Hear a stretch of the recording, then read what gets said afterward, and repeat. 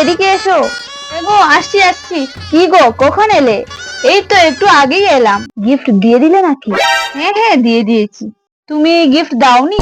না আমি তো এই এলাম, দেবো এবার। তা তুমি কি দিলে? আমি তো দামি কাচের গ্লাস সেট দিয়েছি। আমিও দামি কাচের বাটি সেট নিয়েছি। ভালো করে সাজাইনি, লাইট টাইট কিচ্ছু লাগাইনি, কি আর ভালো দেব।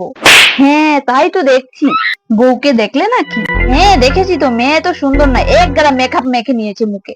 দেখে মনে হচ্ছে সাদা ভূত পুরো। ঠিকই বলেছো, চেনাই যাচ্ছে না।